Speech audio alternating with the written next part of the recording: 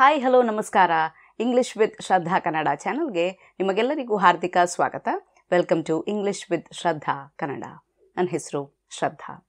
ಇವತ್ತು ನಾನು ನಿಮ್ಮ ಸ್ಪೋಕನ್ ಇಂಗ್ಲೀಷನ್ನು ಇಂಪ್ರೂವ್ ಮಾಡೋದಕ್ಕೆ ಇನ್ನೊಂದು ಇಂಟ್ರೆಸ್ಟಿಂಗ್ ವಿಡಿಯೋವನ್ನು ತೊಗೊಂಡು ಬಂದಿದ್ದೇನೆ. ವಿಡಿಯೋವನ್ನು ಶುರು ಮಾಡುವ ಮೊದಲು ನೀವು ನನ್ನನ್ನು ಫಸ್ಟ್ ಟೈಮ್ ನೋಡ್ತಾ ಇರೋದಾದರೆ ನನ್ನ ಚಾನಲ್ಗೆ ಸಬ್ಸ್ಕ್ರೈಬ್ ಆಗೋದನ್ನು ಮರಿಬೇಡಿ. ಸಬ್ಸ್ಕ್ರೈಬ್ ಬಟನ್ ಪಕ್ಕ ಇರುವಂತಹ ಬೆಲ್ ಐಕನನ್ನು ಕೂಡ ಪ್ರೆಸ್ ಮಾಡಿ. ಆವಾಗ ನಿಮಗೆ ನಾನು ವಿಡಿಯೋ ಹಾಕಿದ ತಕ್ಷಣ ನೋಟಿಫಿಕೇಷನ್ ಬರುತ್ತೆ.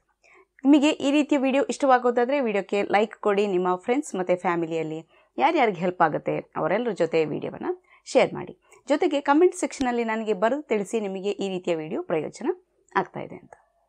ಈಗ ನೀವು ಇನ್ಸ್ಟಾಗ್ರಾಮಲ್ಲಿ ಕೂಡ ಇಂಗ್ಲಿಷ್ ವಿತ್ ಶ್ರದ್ಧಾ ಕನ್ನಡ ಚಾನಲನ್ನು ಫಾಲೋ ಮಾಡಬಹುದು. ಅಲ್ಲಿ ನಾನು ಸ್ಪೋಕನ್ ಇಂಗ್ಲೀಷ್ ಮತ್ತು ಗ್ರಾಮರಿಗೆ ಸಂಬಂಧಪಟ್ಟಂತಹ ಹಲವಾರು ಪೋಸ್ಟ್ಗಳನ್ನು ಹಾಕ್ತಾ ಇರ್ತೇನೆ. ಹೇಗೆ ಫಾಲೋ ಮಾಡೋದು ಲಿಂಕನ್ನು ವಿಡಿಯೋದ ಕೆಳಗಡೆ ಡಿಸ್ಕ್ರಿಪ್ಷನ್ ಬಾಕ್ಸಲ್ಲಿ ಹಾಕಿದ್ದೇನೆ. ಬನ್ನಿ ಹಾಗಾದರೆ ತಡ ಮಾಡದೆ ಇವತ್ತಿನ ವಿಡಿಯೋವನ್ನು ಶುರು ಮಾಡೋಣ. ನಾನು ನನ್ನ ಹಿಂದಿನ ವಿಡಿಯೋದಲ್ಲಿ ನನ್ನ ಹತ್ರ ಈ ವಸ್ತು ಇದೆ ಅಥವಾ ನನ್ನ ಹತ್ರ ಈ ಪೆಟ್ ಇದೆ, ಸಾಕು ಪ್ರಾಣಿ ಇದೆ, ಅಥವಾ ನಿನ್ನ ಹತ್ರ ಇದೆ, ನಿನ್ನ ಹತ್ರ ಇಲ್ಲ, ಈ ರೀತಿ ಹೇಳೋದನ್ನು ಕಲ್ತ್ವಿ. ಇವತ್ತು ನಾವು ಇದರಲ್ಲೇ ಸ್ವಲ್ಪ ವ್ಯತ್ಯಾಸ ಮಾಡಿ ಇನ್ನು ಕೆಲವು ವಾಕ್ಯಗಳನ್ನು ಕಲಿಯೋಣ. ಅವನ ಹತ್ರ ಇದೆ, ಅವಳ ಹತ್ರ ಇದೆ ಅಂತ ಹೇಳಬೇಕು ಅಂದರೆ ಅಥವಾ ಪ್ರಶ್ನೆ ಮಾಡಬೇಕು ಅಂದರೆ ಯಾವ ರೀತಿಯಲ್ಲಿ ಪ್ರಶ್ನೆ ಮಾಡೋದು ಅದನ್ನು ನೋಡೋಣ. ಈಗ ನಾನು ಹೇಳ್ತೇನೆ ಅವನ ಹತ್ರ ಕಾರ್ ಇದೆ. ಇದನ್ನು ಹೇಗೆ ಹೇಳ್ಬೋದು? He has a car. He has a car. ನೋಡಿ ಫಾರ್ಮ್ಯಾಟ್ ಯಾವ ರೀತಿಯಲ್ಲಿ ಇರುತ್ತೆ. he has ಅಂತ ಬರೆದ್ಬಿಟ್ಟು ಎ ಅಥವಾ ಆ್ಯನ್ ಹಾಕ್ಕೊಳ್ಬೇಕು. ನಂತರ ವಸ್ತು, ಥಿಂಗ್, ವಸ್ತುವಿನ ಹೆಸರು ಅಥವಾ ಪೆಟ್, ಏನಾದರೂ ಸಾಕು ಪ್ರಾಣಿಗಳೆಲ್ಲ ಇದ್ದರೆ ಅದರ ಹೆಸರನ್ನು ಹಾಕ್ಕೊಂಡ್ರೆ ಆಯಿತು. he has ಎ ಅಥವಾ ಆ್ಯನ್, ಥಿಂಗಿನ ಹೆಸರು, ವಸ್ತುವಿನ ಹೆಸರು ಅಥವಾ ಪೆಟ್ಟಿನ ಹೆಸರು. ಅವನ ಹತ್ರ ಬೈಕ್ ಇದೆ ಅಂತ ನಾನು ಹೇಳ್ತೇನೆ. ಇದನ್ನು ಹೇಗೆ ಹೇಳ್ಬೋದು? Dash bike. ಈಗ ಅವನ ಹತ್ರ ಕಾರ್ ಇದೆ, ನಾವು ಹೇಗೆ ಹೇಳಿದ್ವಿ? He has a car. ಅದೇ ರೀತಿಯಲ್ಲಿ ಅವನ ಹತ್ರ ಬೈಕ್ ಇದೆ ಅಂತ ಹೇಳಬೇಕು. ಹೇಗೆ ಹೇಳ್ಬೋದು? He has a bike. He has a bike. Okay, ಉತ್ತರವನ್ನು ನೀವು ಕಮೆಂಟ್ ಸೆಕ್ಷನಲ್ಲಿ ಬರೀತೀರಾ ಅಂತ ಅಂದ್ಕೊಳ್ತೇನೆ. ಬರಿತಾ ಏನು ಮಾಡಬೇಕು? ನೀವು ಬಾಯಲ್ಲಿ ಕೂಡ ಜೋರಾಗಿ ಹೇಳಬೇಕು. ಇದು ನಿಮಗೆ ನಿಮ್ಮ ಸ್ಪೋಕನ್ ಇಂಗ್ಲೀಷನ್ನು ಇಂಪ್ರೂವ್ ಮಾಡೋದಕ್ಕೆ ಹೆಲ್ಪ್ ಮಾಡುತ್ತೆ. ಮುಂದಿನ ವಾಕ್ಯ, ಅವನ ಹತ್ರ ಒಂದು ನಾಯಿ ಇದೆ. ಓಕೆ, ಇದನ್ನು ಹೇಗೆ ಹೇಳ್ಬೋದು ಇಂಗ್ಲೀಷ್ನಲ್ಲಿ? Dash dog. ಓಕೆ, ಇದನ್ನು ಹೇಗೆ ಬರಿಬೋದು? ಉತ್ತರವನ್ನು ಕಮೆಂಟ್ ಸೆಕ್ಷನಲ್ಲಿ ಇವಾಗಲೇ ಬರೀರಿ. ಬೇಕಂದರೆ ವಿಡಿಯೋವನ್ನು ಪಾಸ್ ಮಾಡಿ. He has a dog. He has a dog. ಅವನ ಹತ್ರ ಒಂದು ಛತ್ರಿ ಇದೆ. He has dash. Okay, format ಹೇಗೆ? ಹಿ ಹ್ಯಾಸ್ ಎ ಅಥವಾ ಆ್ಯನ್ ಹಾಕ್ಬಿಟ್ಟು ವಸ್ತುವಿನ ಹೆಸರನ್ನು ಹಾಕ್ಕೊಳ್ಬೇಕು. ಇಲ್ಲಿ ಹಿ ಹ್ಯಾಸ್ ಏನಾಗಬೇಕು? ಇಲ್ಲಿ ಆ್ಯನ್ ಅಂಬ್ರೆಲ್ಲಾ ಅಂತ ಹಾಕ್ಕೊಳ್ಬೇಕು. ಎ ಅಂಬ್ರೆಲ್ಲಾ ಅಲ್ಲ, ಆ್ಯನ್ ಅಂಬ್ರೆಲ್ಲಾ. ಅಂಬ್ರೆಲ್ಲಾದ ಜೊತೆ ಆ್ಯನನ್ನು ಯೂಸ್ ಮಾಡಬೇಕು. He has an umbrella. ಅವನಿಗೆ ಒಬ್ಬ ಮಗ ಇದ್ದಾನೆ. ಇದನ್ನು ಹೇಗೆ ಹೇಳ್ಬೋದು? ಹಿ ಹ್ಯಾಸ್ ಅ ಸನ್. ಇಲ್ಲಿ ಫಾರ್ಮ್ಯಾಟ್ ಹೇಗೆ? ಹಿ ಹ್ಯಾಸ್ ಎ ಅಂತ ಬರೆದ್ಬಿಟ್ಟು ಸನ್ ಹಾಕ್ಕೊಳ್ಬೋದು, ಅಥವಾ ಡಾಟರ್, ಮಗಳಾಗಿದ್ದರೆ ಡಾಟರ್ ಅಂತ ಹಾಕ್ಕೊಳ್ಬೋದು, ಅಥವಾ ಸಿಬ್ಲಿಂಗ್, ಈಗ ಅಕ್ಕ, ತಮ್ಮ, ಅಣ್ಣ, ತಂಗಿ ಎಲ್ಲ ಇರ್ತಾರಲ್ಲ ಅದನ್ನು ಕೂಡ ಹಾಕ್ಕೊಳ್ಬೋದು. ಅವನಿಗೆ ಒಬ್ಬಳು ಮಗಳಿದ್ದಾಳೆ. ಈಗ ಮಗ ಇದ್ದಾನೆ ಅಂತ ಹೇಳಬೇಕಂದ್ರೆ ನಾವು ಹೇಳಿದ್ವಿ ಹಿ ಹ್ಯಾಸ್ ಅ ಸನ್. ಅದೇ ಮಗಳಿದ್ದಾಳೆ ಅಂತ ಹೇಗೆ ಹೇಳೋದು? ಡಾಟರ್. ಓಕೆ, ಮಗಳು ಅಂದರೆ ಡಾಟರ್ ಅಂತ ಹೇಳ್ತೇವೆ ನಾವು. Dash daughter. ಯಾವ ರೀತಿಯಲ್ಲಿ ಹೇಳ್ಬೋದು ಈ ವಾಕ್ಯವನ್ನು? He has a daughter. He has a daughter. ಅವನಿಗೆ ಒಬ್ಬಳು ಸಹೋದರಿ ಇದ್ದಾಳೆ. ಇದನ್ನು ಯಾವ ರೀತಿಯಲ್ಲಿ ಹೇಳ್ಬೋದು? ಯೋಚನೆ ಮಾಡಿ. Dash sister. ಓಕೆ, ಸಿಸ್ಟರ್, ಸಹೋದರಿ ಅಂದರೆ ಸಿಸ್ಟರ್. ಡ್ಯಾಶ್ ಸಿಸ್ಟರ್ ಅವನಿಗೆ ಇದ್ದಾಳೆ ಅಂತ ಹೇಳುವಂಥದ್ದು.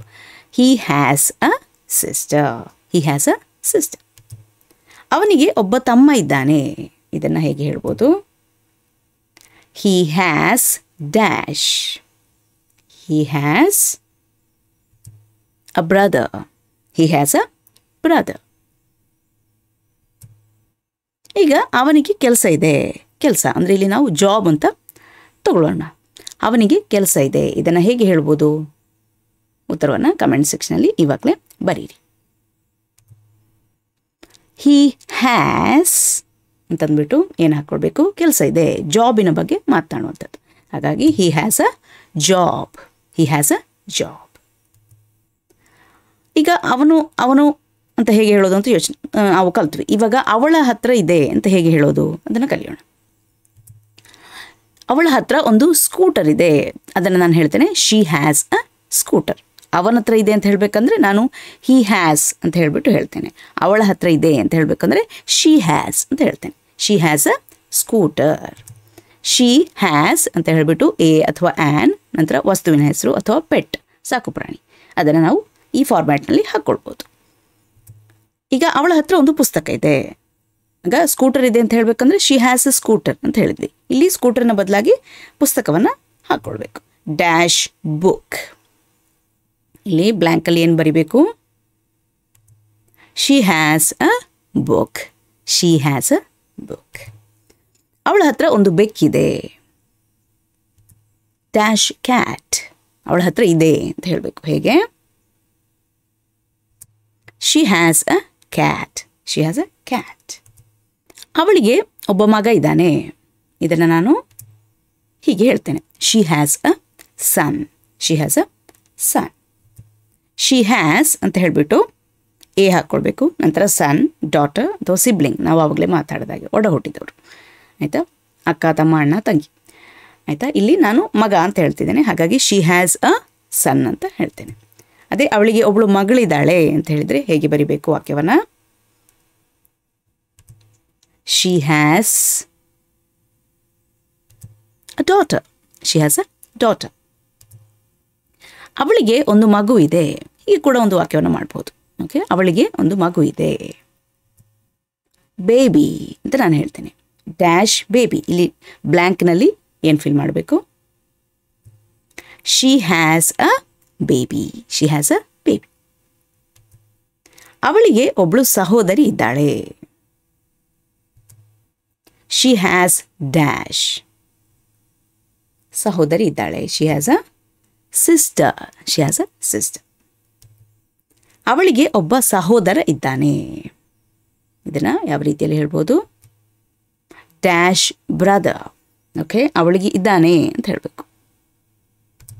She has a brother. She has a brother. ಅವಳಿಗೆ ಕೆಲಸ ಇದೆ, ಜಾಬ್ ಇದೆ. ಇದನ್ನು ಹೇಗೆ ಹೇಳೋದು? She has dash. She has a job. She has a job. ಈಗ ಅವನ ಹತ್ರ ಕಾರ್ ಇಲ್ಲ ಅಂತ ನಾನು ಹೇಳಬೇಕು. ಇದನ್ನು ನಾನು ಹೇಗೆ ಹೇಳ್ತೇನೆ? ಹಿ doesn't have a car. Okay, he doesn't have a car. ಯಾವ ರೀತಿಯಲ್ಲಿರುತ್ತೆ ಸ್ಟ್ರಕ್ಚರು? ಇಲ್ಲ ಅಂತ ಹೇಳೋದಕ್ಕೆ, ಅವನ ಹತ್ರ ಇಲ್ಲ ಹೇಳೋದಕ್ಕೆ ಹಿ ಡಸಂಟ್ ಹ್ಯಾವ್ ಅಂತ ಹೇಳಿಬಿಟ್ಟು ಎ ಅಥವಾ ಆ್ಯನ್ ಹಾಕ್ಬಿಟ್ಟು ವಸ್ತುವಿನ ಹೆಸರು ಅಥವಾ ಪೆಟ್ಟಿನ ಹೆಸರು, ಸಾಕು ಪ್ರಾಣಿಯ ಹೆಸರು. ಅವನ ಹತ್ರ ಬೈಕ್ ಇಲ್ಲ. ಓಕೆ, ಅವನ ಹತ್ರ ಕಾರ್ ಇಲ್ಲ. ನಾವು ಹೇಗೆ ಹೇಳಿದ್ವಿ? ಹಿ ಡಸಂಟ್ ಹ್ಯಾವ್ ಎ ಕಾರ್. ಅದೇ ರೀತಿ ಬೈಕ್ ಅಂತ ಹಾಕ್ಕೊಳ್ಬೇಕು. Dash a bike. Okay, dash a bike. ಇಲ್ಲಿ ಡ್ಯಾಶ್ನಲ್ಲಿ ಬ್ಲ್ಯಾಂಕ್ನಲ್ಲಿ ಏನು ಹಾಕ್ಕೊಳ್ಬೇಕು? He doesn't have a bike. Okay, he doesn't have a bike. ಅವನ ಹತ್ರ ಇಲ್ಲ. ಅವನ ಹತ್ರ ಬೆಕ್ಕು ಇಲ್ಲ. ಇದನ್ನು ನಾನು ಹೇಗೆ ಹೇಳ್ತೇನೆ? Dash a cat. ಇಲ್ಲಿ ಬ್ಲ್ಯಾಂಕ್ನಲ್ಲಿ ಏನು ಹಾಕ್ಕೊಳ್ಬೇಕು? ಇಲ್ಲ ಅಂತ ಹೇಳೋದಕ್ಕೆ ಹಿ doesn't have. He doesn't have a cat. ಅವನಿಗೆ ಕೆಲಸ ಇಲ್ಲ, ಅವನಿಗೆ ಜಾಬ್ ಇಲ್ಲ ಅಂತ ಹೇಳಬೇಕು. ಹಿ ಡಸಂಟ್ ಹ್ಯಾವ್ ಏನು ಬರಿಬೇಕು ಬ್ಲ್ಯಾಂಕ್ನಲ್ಲಿ? ಕೆಲಸ ಇಲ್ಲ. He doesn't have a job. He doesn't have a job. ಅವನಿಗೆ ಮಕ್ಕಳಿಲ್ಲ. He doesn't have any children. He doesn't have any children ಅಂತ ನಾನು ಹೇಳ್ತೇನೆ. ಅವನಿಗೆ ಯಾರೂ ಒಡ ಹುಟ್ಟಿದವರಿಲ್ಲ. ಇದನ್ನು ಹೇಗೆ ಹೇಳ್ಬೋದು? ಹಿ ಡಸಂಟ್ ಹ್ಯಾವ್ ಡ್ಯಾಶ್ ಸಿಬ್ಲಿಂಗ್ಸ್. ಅವನಿಗೆ ಯಾರೂ ಒಡ ಹುಟ್ಟಿದವರು ಇಲ್ಲ ಅಂತ ಹೇಳಬೇಕು. ಇಲ್ಲಿ ಬ್ಲ್ಯಾಂಕ್ ಸ್ಪೇಸ್ನಲ್ಲಿ ಏನು ಹಾಕ್ಕೊಳ್ಬೇಕು? ಇಲ್ಲಿ ನಾನು ಹಾಕ್ಕೊಳ್ಬೇಕು ಎನಿ ಅಂತ ಹಾಕ್ಕೊಳ್ಬೇಕು. He doesn't have any siblings. ಅವನಿಗೆ ಅಣ್ಣಂದಿರಿಲ್ಲ.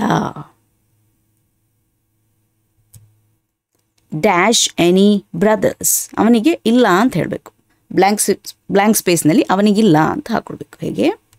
ಹಿ ಡಸಂಟ್ ಹ್ಯಾವ್ ಅಂತ ಹಾಕ್ಕೊಳ್ಬೇಕು. He doesn't have any brothers. He doesn't have any brothers. ಅವನಿಗೆ ಅಕ್ಕಂದ್ರಿಲ್ಲ ಅಥವಾ ಸಹೋದರಿಯರಿಲ್ಲ ಅಂತ ಹೇಳುವಂಥದ್ದು. Okay, he doesn't have dash. He doesn't have any sisters. He doesn't have any sisters. ಅವನಿಗೆ ಯಾರೂ ಸ್ನೇಹಿತರಿಲ್ಲ.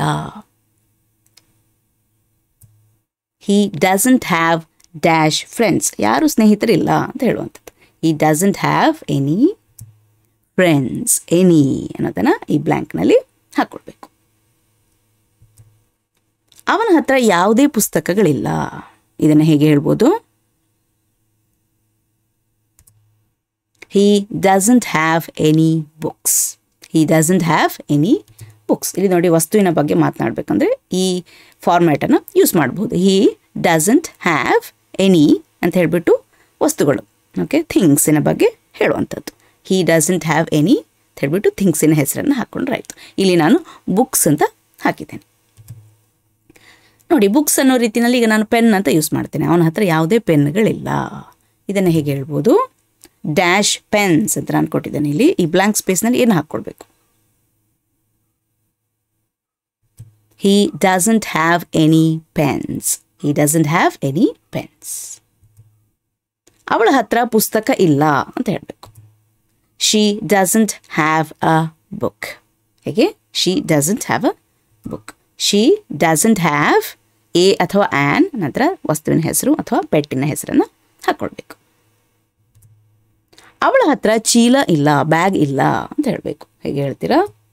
Dash a bag. ಅವಳ ಹತ್ರ ಇಲ್ಲ ಅಂತ ಅನ್ನೋ ಅರ್ಥ ಬರುವಂಥ ಪದವನ್ನು ಈ ಬ್ಲ್ಯಾಂಕ್ನಲ್ಲಿ ಹಾಕ್ಕೊಳ್ಬೇಕು ಅಥವಾ ಪದಗಳ ಗ್ರೂಪನ್ನು ಬ್ಲ್ಯಾಂಕ್ನಲ್ಲಿ ಹಾಕ್ಕೊಳ್ಬೇಕು.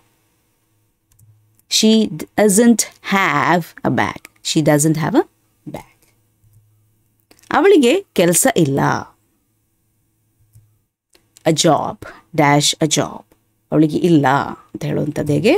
She doesn't have. She doesn't have a job. ಅವಳಿಗೆ ಮಕ್ಕಳಿಲ್ಲ. She doesn't have dash. ಇಲ್ಲಿ ಬ್ಲ್ಯಾಂಕ್ ಸ್ಪೇಸ್ನಲ್ಲಿ ಏನು ಹಾಕ್ಕೊಳ್ಬೇಕು? Any children. She doesn't have any children.